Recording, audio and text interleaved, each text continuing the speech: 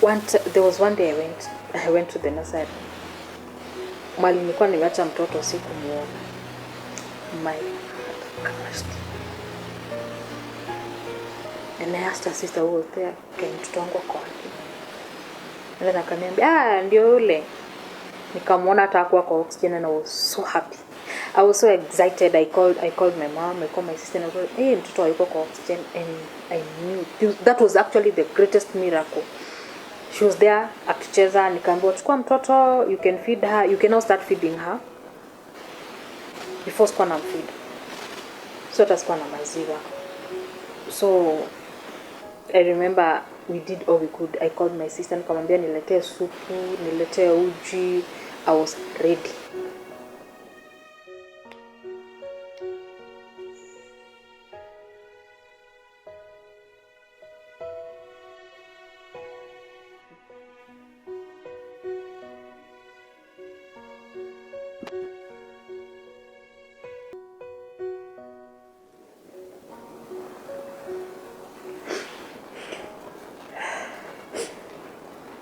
So I started taking the soups, the uji,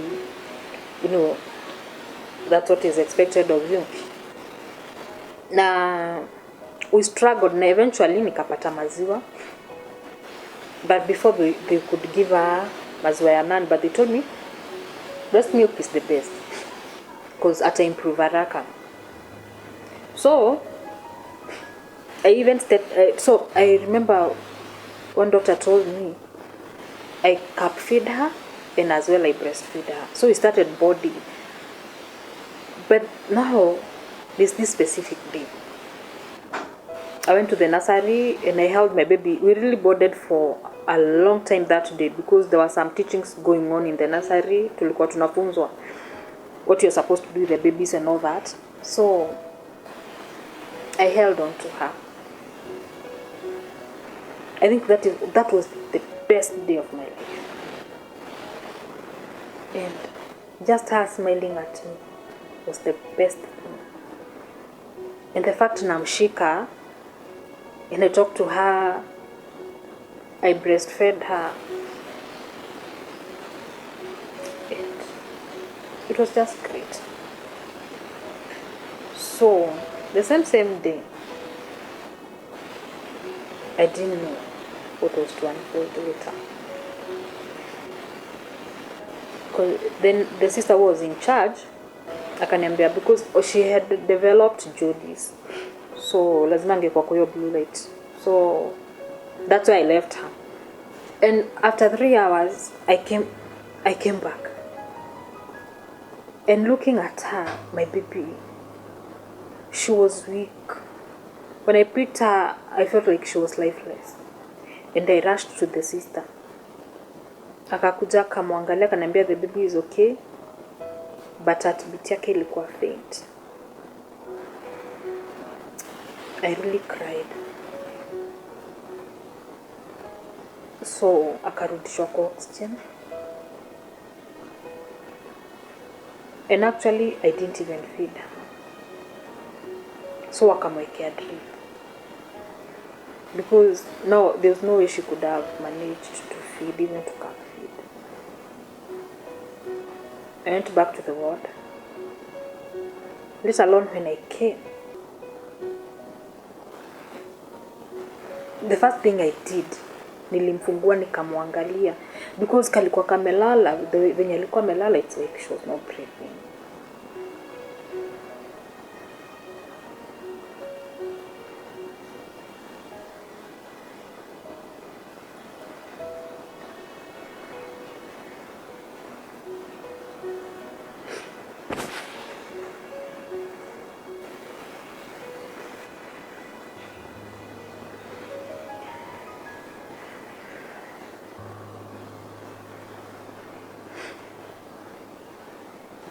So I called the sister. Akakuja. So she told me kwanza nitoke, nikatoka. I was so scared. Akaita other doctors wakakuja. I don't know what they did to her. Mi nikaenda, I had no more strength. in me. And I remember I texted akina my parents, nikawaambia what was happening. And I just told them to pray.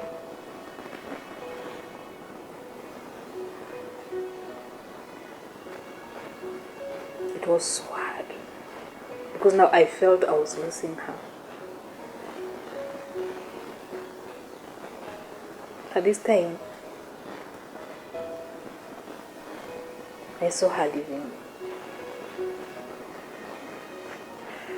I came back later at night now.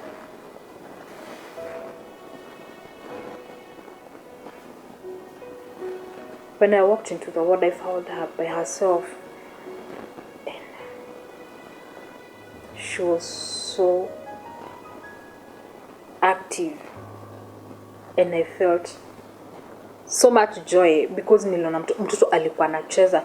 Although now alikuwa amekuwa, she was on drips, oxygen, alikuwa ameongezwa oxygen.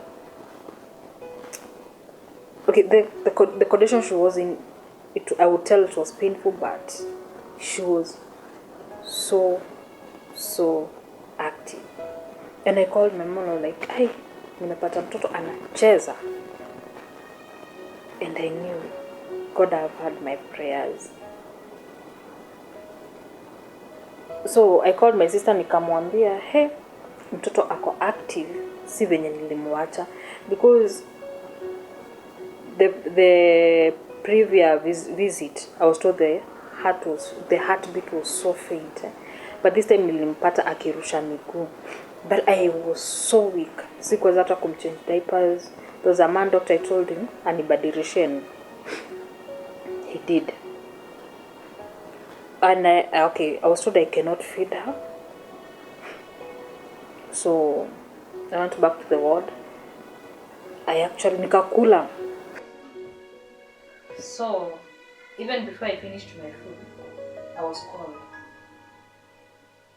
Nikauliza kwani kuna nini? Nikaambiwa hapana, kuja breastfeed mtoto. Nikapanda, I was so excited. Nikapanda haraka. I called my sister nikamwambia, actually I was on phone with my sister. So hang up na nikakimbia. I was so excited. Kwenda, then the sister tells me,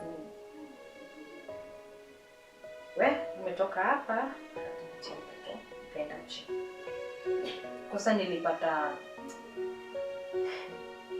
nilipata ametolewa where she was. Sasa alikuwa amekuwa sijui. Hata I really didn't even look because black out when niliambiwa. Hatubicha mtoto imeenda chini kabisa.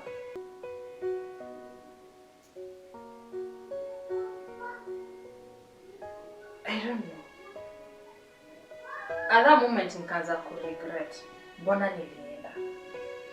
Maybe ningekaa hapo, the baby could have fought through. So I asked, kwani kumeenda aje? So she was like, hata si atujui what has happened. Before ni venye nilimpata, before nimwache, alikuwa, she had blood. Nikauliza what happened? Nikaambiwa hapana, alianza kutapika damu. And I was like, how? Why? So the doctor told me, please, it was the lack of calcium. Okay, I don't remember exactly what I was told. So this time I asked, kwani kumeenda aje? Because for me, nilikuwa nimeacha the baby was okay, the baby was so hyper, alikuwa anacheza, though alikuwa amewekewa line kwa kichwa. Ananiambia hata mimi sijui what has happened. Umetoka hapa, heartbeat yake ikaenda chini. Tukamuongeza mpaka more oxygen. Hey. Nilisikia tu dunia imesimama. This time I don't even know what I was thinking about.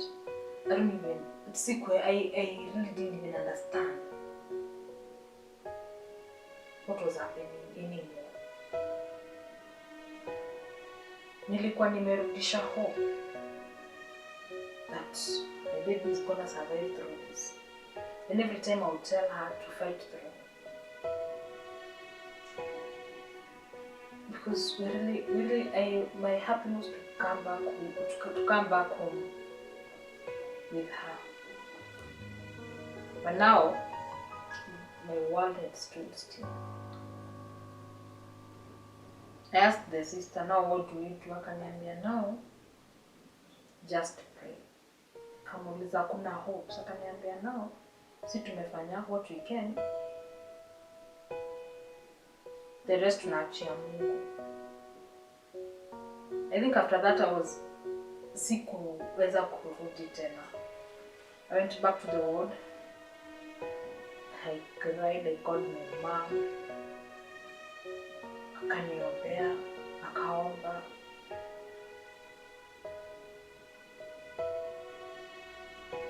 And I really didn't know what to think or what to do next.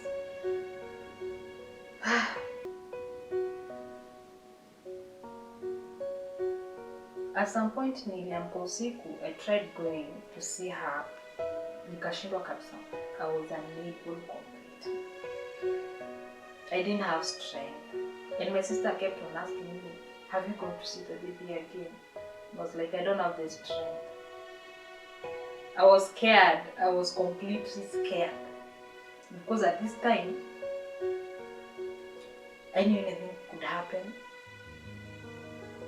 And in the morning, wakanipigia simu. Nikaambiwa niende, nikamuuliza what's happening. Niambia, no, you just come. And then for me, something was telling me, because at some point, usiku, nilisikia, hapana.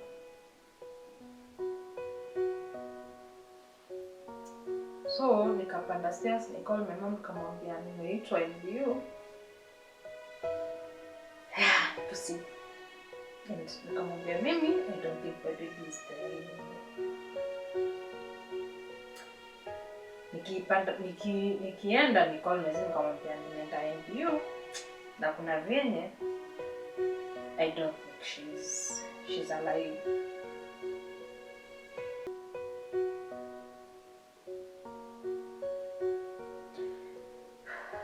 So nikaenda. Actually, hata sikuangalia where the baby is.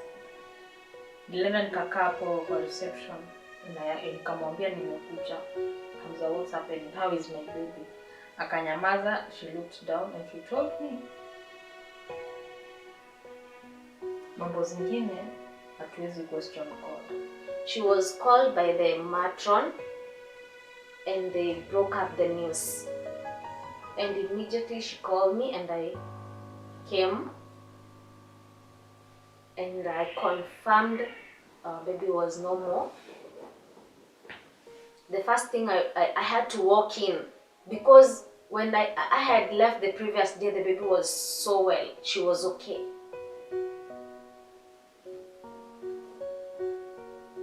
And actually she's the one who confirmed that baby was no longer alive. I was actually completely unable to see her. She's the one who confirmed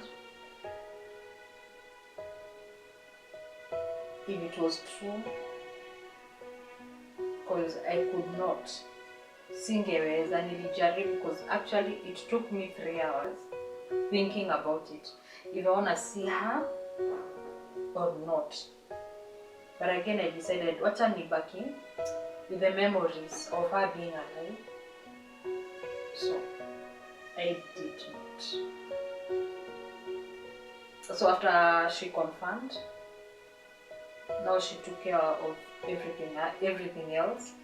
I just went to the car. Because when she was told, she just left. So I had to go and confirm whether the story was true. I went and saw the baby and I wouldn't believe my eyes. I was in tears and I was in so much pain because I had so much hope in that baby. I didn't have words, but I just told the nurse it is well. I went to Stella because now I knew I had, the journey has just begun. But I thank God because she was there. I was not strong enough to do any of the above. Then we were done. I was discharged. I came home. I thank God for Testa and Timothy. They were there for me. I don't even know how they got there. Within 30 minutes I saw them, they were there. At least I had family to lean on. Paris was also there. I thank God. I sat her down, talked to her, prayed for her first, because at that time we wouldn't tell her, just relax, don't cry. I told her to cry it out. The reality dawned on me when tuliingia kwa gate. At this point, I walked out with the baby and with the hope I'm coming home with her. But all I had was the bags and there was no baby. So actually that's when the reality hit me hard, that it's true, she's no more. And that's how I started now the journey to acceptance and all that. I thank God for my parents. I thank God for Mom Naomi.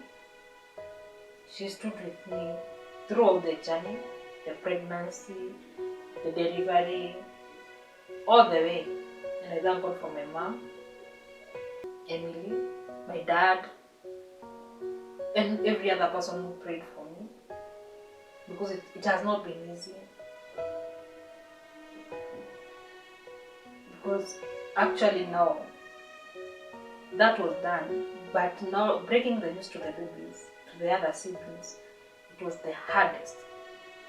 Till today they've not come into terms.